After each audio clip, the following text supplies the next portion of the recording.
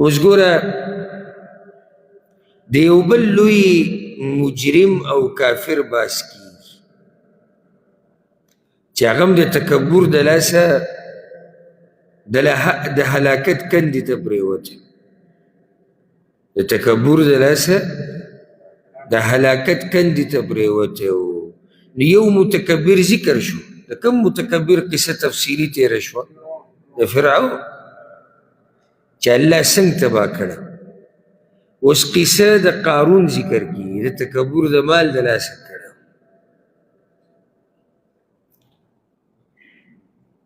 قارون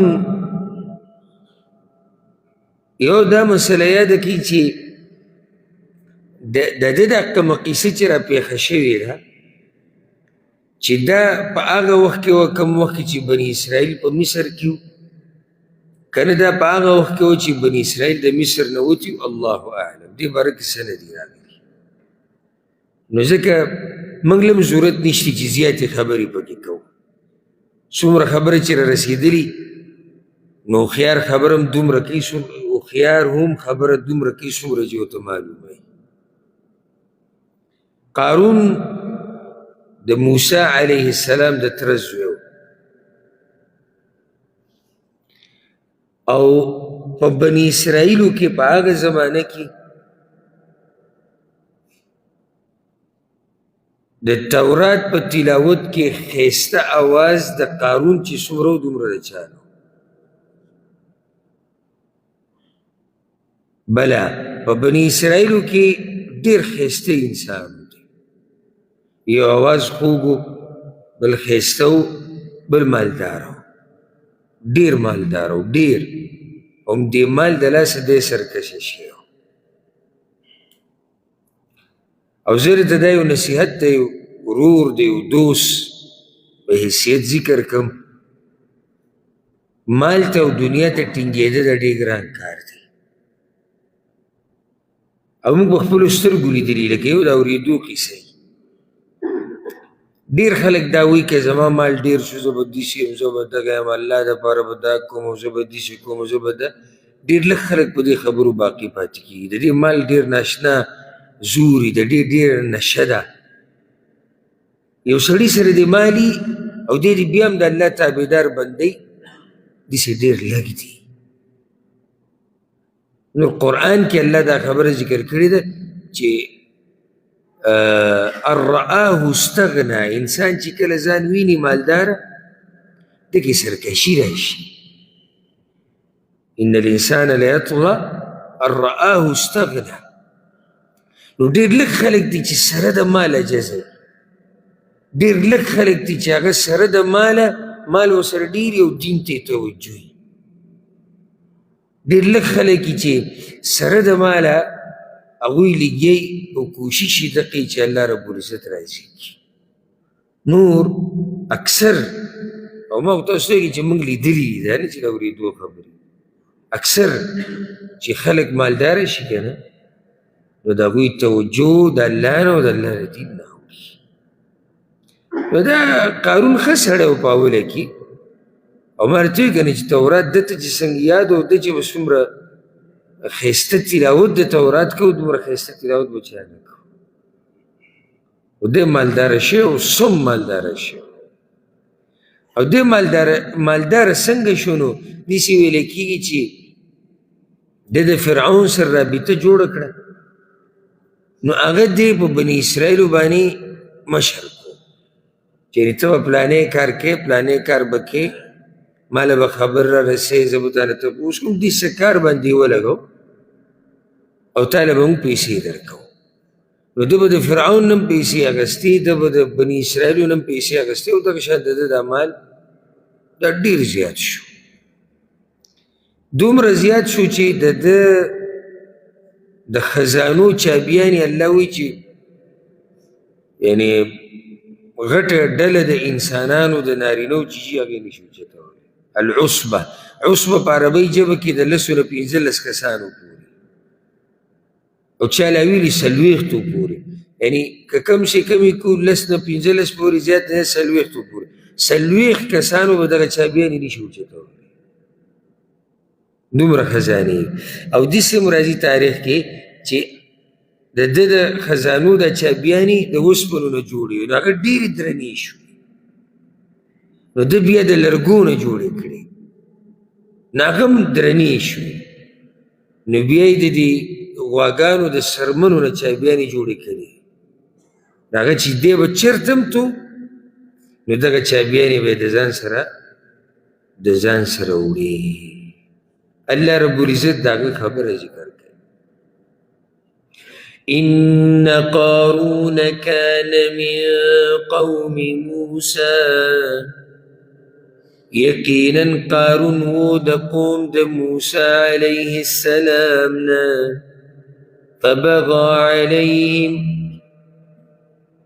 نو سرکشي وکړه یا نو بغاوت وکړو باغوی باندې یا فبغى عليهم نو ظلم وکړو باغوی باندې ټولې خبرې شي بغاوت هم کړی و سرکشي هم کړې وه ظلم هم کړی و بله مسله دې نه راووته ډېره اهمه پوښتنو دپاره قارون د موسی علیه السلام د تره زوی و خو الله وایي بغاوت یې کړی نو موږ کې مشکل دی لکه اوس یو سړی دینداره دی او ورور یې ګمراه دی نو موږ به اوس دی سوری کو په دې خبره چې ستا غرور خو ګمراه دی او ستا غرور خو بېدینه دی او ستا غرور خو مونځ اودس نه کوي نو صحیح ده که نه یو سړی پخپله دینداره دی او د په رور او په زوی او په پلار او په خپلوانو او په ملګرو کوشش کړی هغوی ته هدایت نه میلاویږي نو صحیح ده غاړه ازادي ده موږ خو دی نشو ملامته کولی موږ به هله ملامته کړی وی چې د بلکل نصیحت نه کولی او که داسې موږ څوک ملامته کوو نو بیا به ابراهیم علیه السلام هم ملامته کوي ځکه چې پلار د هغه خو مسلمان نه و بیا به نوح علیه السلام هم ملامته کوي ځکه چې ښځه او بچې کافران بیا به رسول سلم هم ملامته کوي ځکه چې ترې کافر مړ شي بیا به څوک لوط علیه السلام هم ملامته کوي او داسې نور ډېر او دا صحابه کرام کوم د رسول سلم دا ملګري چې دي دوی به د خپلوانو کې ډېر مشرکان نه نو بیا به دا ټول ملامته کوي دا غلط سوچ دی وآتیناه من الکنوز او ورکړي وي موږ هغه ته د خزانونه ما ان مفاتحه دومره اندازه چې یقینا د هغې چابیانې لتنوء بالعصبه خامخا درنېدلې په یو ډله طاقتوره بالعصبة أولي القوة ويودل طاقتور باندې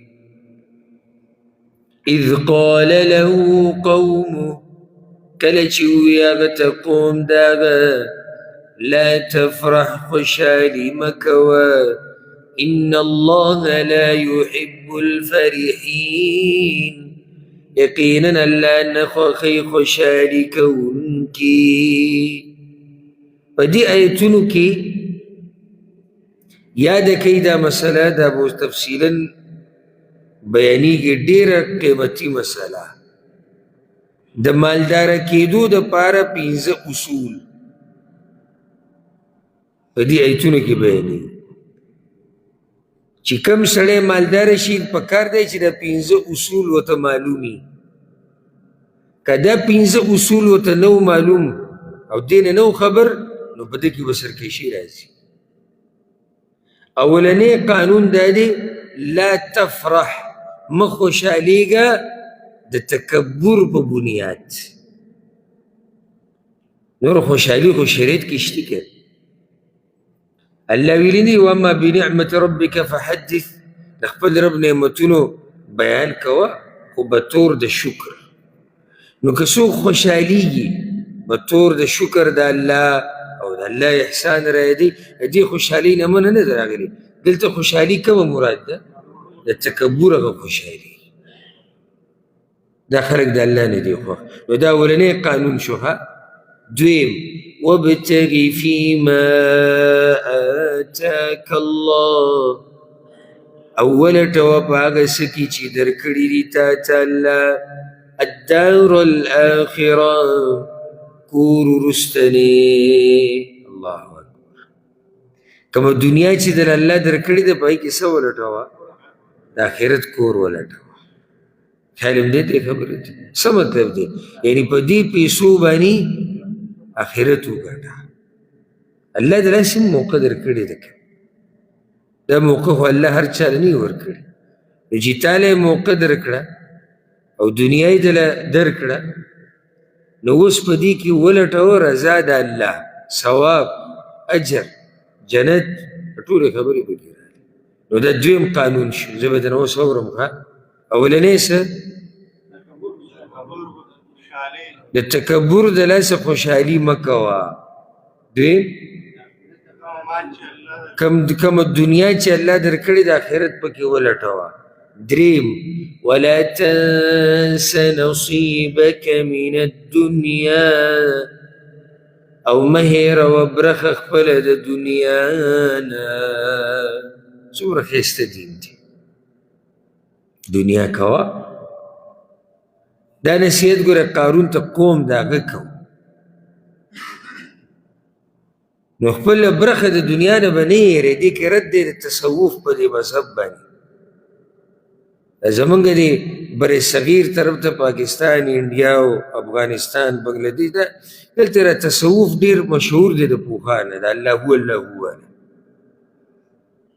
او د جوماتونو کې چې ګډېږي راګډېږي او دا ټوپونه چې دوی دا خبره د خلکو ذهن ته اچولې ده او خپل هم ذهن کې دا ده چې دینداري دا ده چې ګوټ کې کښېنه او دنیا پرېږده او الله هو الله هو کوه ځکه بعضو خلکو ته چې کله موږ نصیحت وکړو که نه چې دینداري کوه الله ته واپس شه نو هغه په دې م یېرېږي که دینداري زه شروع کړم نو تجارت به پرېږدم هغه دکان زما دی هغه به بندوم هغه فلاني ځای کې زما ځمکه ده هغه به ختموم هغه هلته چې زما هغه کار دی هغه به ختموم ده په ذهن کې دیندارۍ دا نقشه پرته ده او پته نشي چې دا نقشه دوی ته کم مولوي صاحب بیان کړې ده او پته نشي چې د مولوي صاحب د کم ځای نه یې زده کړې ده بلکې الله خو موږ ته دا طریقه ښولې ده ومنهم من یقول ربنا آتنا فی الدنیا حسنه وفي الآخرة حسنه یا الله موږ له دنیا هم راکړه موږ له آخرت هم راکړه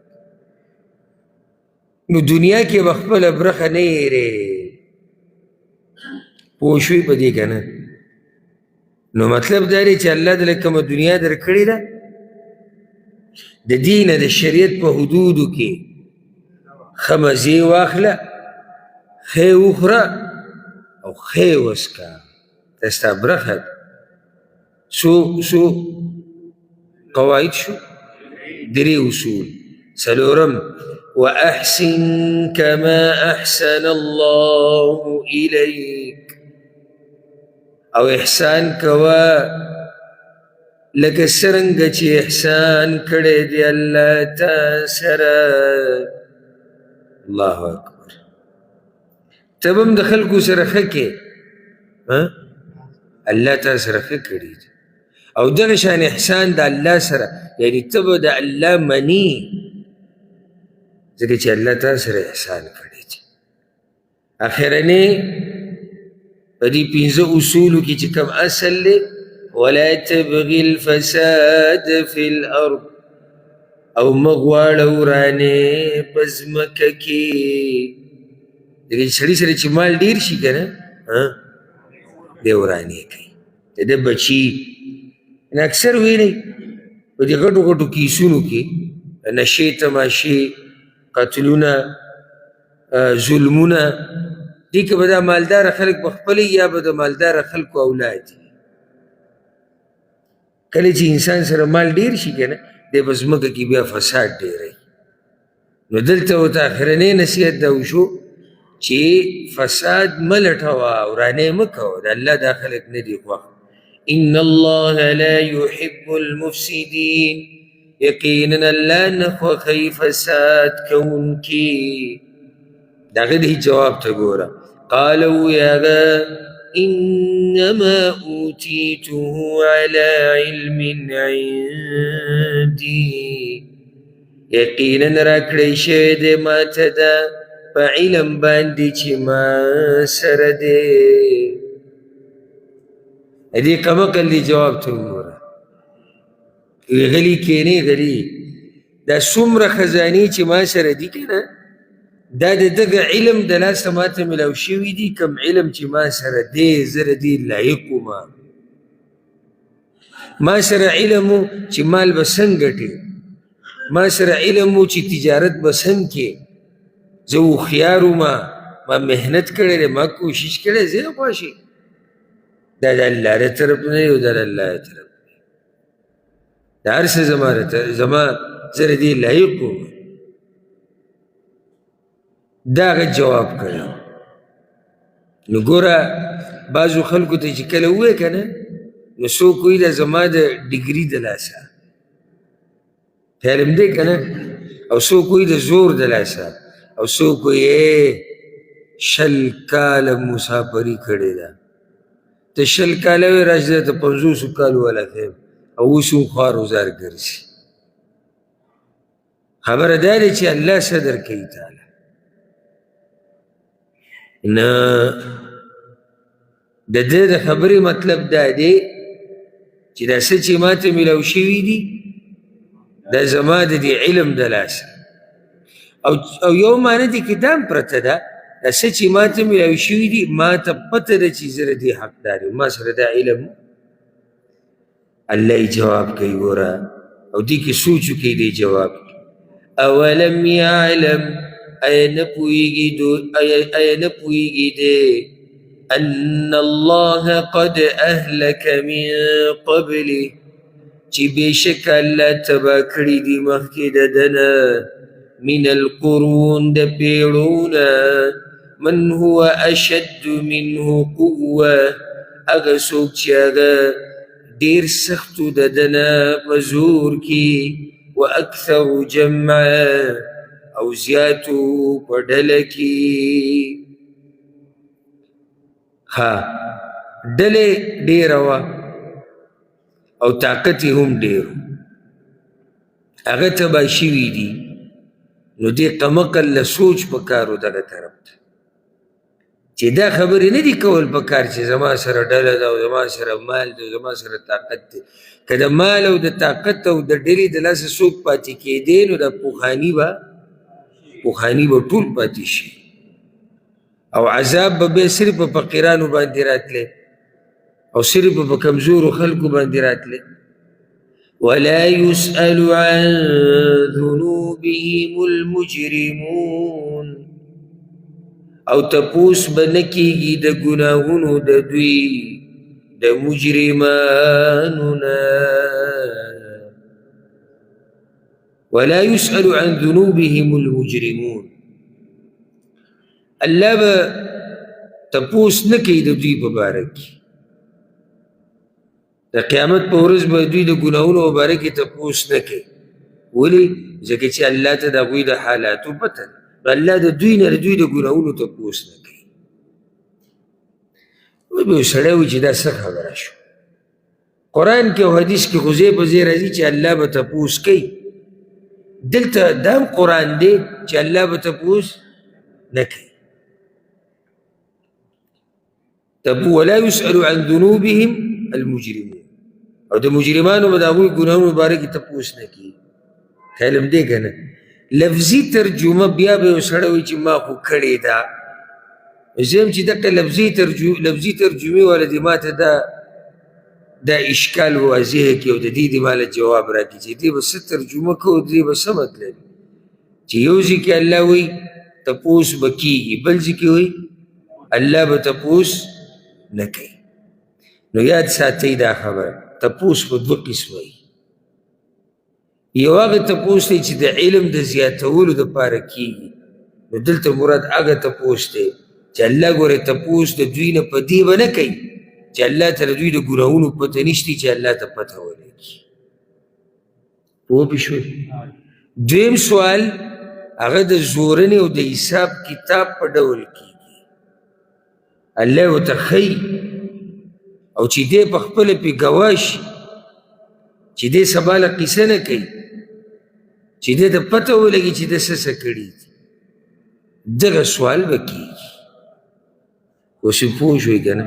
نو څه اشکال پاتې شو؟ هېڅ اشکال نشته الحمدلله. فخرج على قومه في زینته، نو راووتو په قوم خپل باندې په ډول خپل کې. ټول قوم را جمع شوی او دی راووتو داسې دا قیمتي جامې او پیزار او چوغه او سره زر او سپین زر دا ځان له یو امتحاني.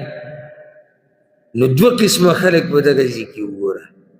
قال الذين يريدون الحياة الدنيا، اوی هغه کسانو چې غوښتوی ژوند دنیوي. یا لیت لنا مثل ما اوتی قارون، هی ارمان چې وی زمونږ دپاره په شان دغه څه چې ورکړی شوي دي قارون ته. انه لذو حظ عظیم، یقینا دی خامخا خاوند د برخې لوی دی. نو دوی وی چې یاره د قارون سره چې څه دي ارمان چې داسې موږ سره وی. وقال الذین اوتوا العلم، او هغه کسانو چې ورکړی شوی ورته علم، ویلکم تعجب دی پتاسو، ثواب الله خیر، بدله د الله غوره ده، لمن آمن وعمل صالحا، دپاره د هغه چا چې ایمان یې راوړی دی او عمل یې کړی دی نیک. ولا یلقاها الا الصابرون، او نه ورکړی کېږي دا مګر صبر کوونکو ته. دا ګوره هغه پوه خلک دي هر دنیا په حقیقت. علم ورته ورکړی شوی که نه، علم د دین. هغه ووایي کمقلانو کمقلانو، دی چاته ووایي دی کوم چې ارمانونه کول، دا وایي هر څه ختمېدو واله دي. غوره هغه څه دي څه چې د الله سره دي، خو د هغه چا دپاره چې ایمان یې راوړی او نیک عمل یې کړی. بیا ورته دا وایي چې دا نه میلاویږي مګر صبر کوونکو ته. ډېر ګران کار دی. آخرت ګټل ګپ خو نه دی، بل دنیا چې په تا باندې دا دنیا زوروره نه شي او ته د دنیا ماتحت نه شي، دا ډېر ګران کار دی، دا ډېر لوی صبر غواړي. فخسفنا به وبداره الارض، نو ورننویستو موږ هغه او کور د هغه په ځمکه کې. فما كان له من فئه، نو نه وه ده لره څه ډله، ینصرونه من دون الله، چې مرسته یې کړې وې د ده سره سوا د الله نه. وما كان من المنتصرین، او نو دی د بدله اخیستونکو نه. نه په خپله بدله اخیستې شوه او نه ورسره څوک وو. ده چې به وي زما سره جماعت ډېر غټ دی، زما سره کسان دي، الله وي په هغه ټیم کې هېڅوک نه و کله چې دی په ځمکه کې ورننوت. حدیث کې راځي رسول صلی الله علیه وسلم وی پخوانو کې یو سړی و او هغه ښایسته جامې اچولې وي په شین رنګ کې قیمتي لباس او داسې په تکبر سره روان. امر الله الارض فاخذته، الله دې ځمکې ته امر وکړو چې تېرې کړو. اب کې د قیامته پورې وی روان دي. بل روایت کې راځي یو سړی روان او دا پینسي په ځان پسې د تکبر د لاسه راښکوتي. اذ خسف به، الله دغه شا ورننویستو. هغه پرونی چې ارمانونه کول چې موږ سره مال وی، د چا د مال په شان؟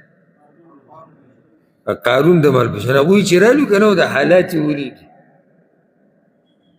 دا بعض واقعات انسان لره بیدار کی. واصبح الذین تمنوا تمنوا مكانه بالأمس او سحر کو هغه کسانو چې ارمانی کړو د ده د حال پرون یقولون وی کأن الله یبسط الرزق عجیب ده یقینا الله پراخی رزق لمن یشاء من عبادی چالره چې وغواړي د بندګانو خپلونه ویقدر او کمیه دوی په دې خبره پوه شو چې دا رزق ډېرېده او کمېده دا امتحان دی لولا امن الله علینا که چېرته احسان نه وی کړی الله په موږ باندې لخسف بنا خامخا خخ کړي به وی موږ وی کأنه لا یفلح الکافرون عجیب ده یقینا کامیابیږي کافران الله اکبر وی که الله احسان نه وی کړی نو خو موږ هم په دغه لار روان نن به موږ هم په ځمکه ورننوتی الله وی تلک الدار الاخره دغه کور رستنی دی نجعلها للذین لا یریدون علوا ګرځوي موږ د پاره د هغه چا چې اراده نه لري د لویۍ فی الارض په ځمکه کې ولا فساد او نه د وراني کولو والعاقبة للمتقین او غوره انجام پرهیزګارانو لره دی اوس الله وایي که څوک دغه آخرت غواړي چې الله دې مال آخرت راکړي او الله دې مال جنت راکړي آخرت چې کوم نعمتونه الله وایي دا هغه چاته میلاویږي چې په ځمکه کې لویي نه کوي